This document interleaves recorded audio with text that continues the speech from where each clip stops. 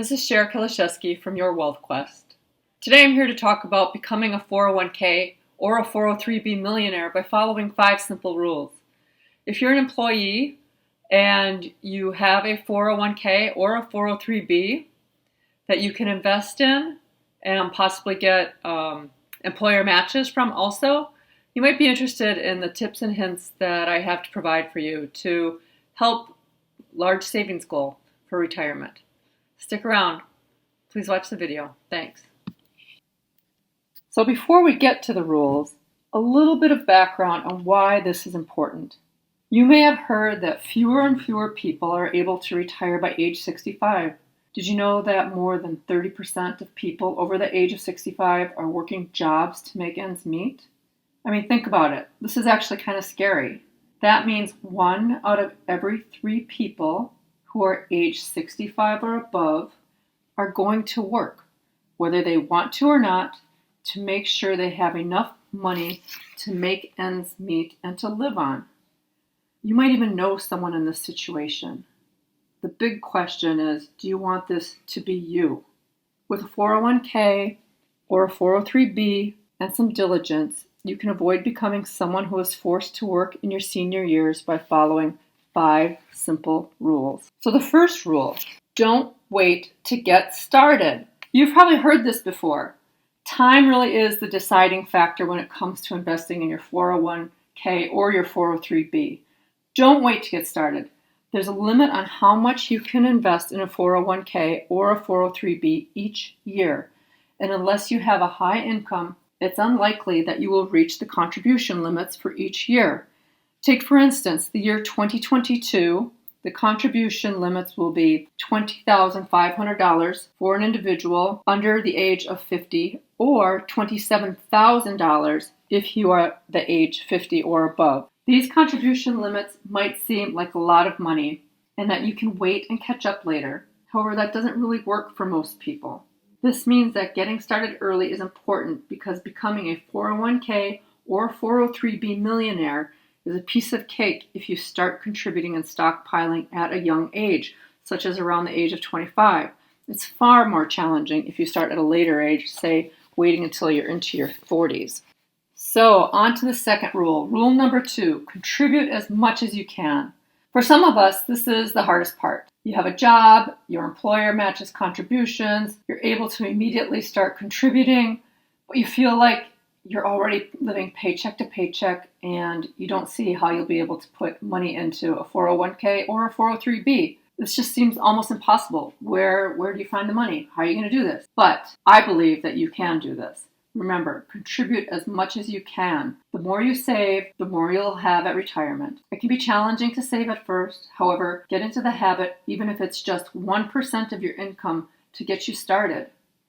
Also, when you get a raise, and you probably will get a raise at some point in the future, apply as much of this raise to your 401k. You've lived this long without the raise. Take it into consideration that you can probably continue to do so in the future.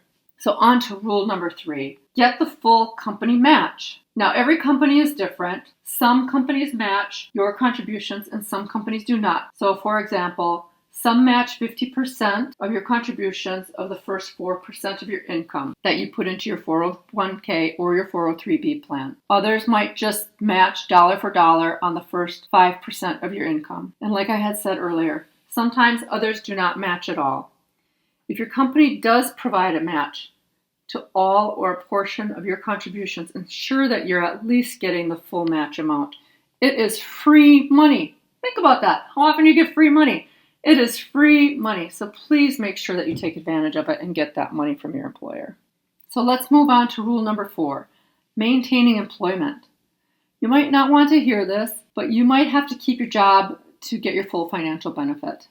This is because it can take a few years to be fully vested for some companies. What this means is that the money that your company contributed to your 401k in the last couple of years might not be available to you when you want to leave the company. There's a waiting period, and this is considered to be the vesting period. Now, on the other hand, of course, if a new job provides greater income, a lower cost of living, or a more generous 401k or 403b program, it's worth considering the move. It really is worth considering the move if it's going to improve your circumstances. If this is the case, if this is what you're considering, pull out your calculator and do some math before you take a position with another company. Take everything into account. Rule number 5, let your account grow.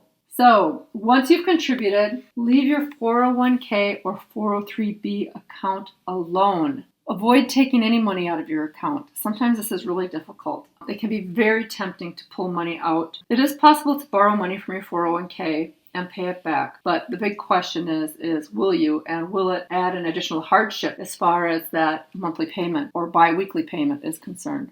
If there are other financial routes to borrowing money, say for a mortgage or for paying for an education, please take those routes. Please do not borrow from your 401k account or your 403b account. And please, please, please do not ever borrow money from your 401k or your 403b account to pay for a vacation. Instead, please find a less expensive way to go on vacation. Allow the money to stay in your account and to grow. Now, let's take a look at this. Does this really matter? Do these 5 rules really matter? Well, let's compare. Let's compare 2 employees who work for the same company and have the same salary. Let's assume that both of these employees make $50,000 per year and receive a 2% raise each year. Both employees contribute 10% of their annual income and retire at age 65. Now, their employer matches 50%, or think of this as their employer matches 50 cents for every dollar that the employee has contributed into their 401k or 403b account up to 6% of their salary. This is kind of typical. Also, over time, we'll use a theoretical annual return on the accounts of 8%. The only difference between these 2 employees is that one employee is 25 years old and the other is 45 years old when they started to contribute to their 401k accounts. Now, let's see what that time difference really does in changing how much money each of these employees is going to have in their senior years. With all things steady and the same, the 25-year-old employee will retire with over $2 million in their 401k account. And over time, the 45-year-old employee will retire with about $350,000 in their 401k account. That is a huge difference. Time can make a real difference in becoming a millionaire through your 401k or your 403b account. So the biggest mistake that most people make is waiting to get started. When you're first starting out, your income might not seem sufficient to save significantly. Or even if you're older and you're starting later, it might also feel like you're just making ends meet. But it's really important to begin as soon as possible. Every dollar matters and every year matters. Start saving for your senior years now. Even if you're not all that young, the more time and regular monthly contributions you have, the more likely you'll become a 401k or a 403b millionaire. If you're interested in building your own wealth or just like what you're learning, please like this video and click the subscribe button for more about how to pursue your personal wealth quest. Thank you. Talk to you soon. Bye.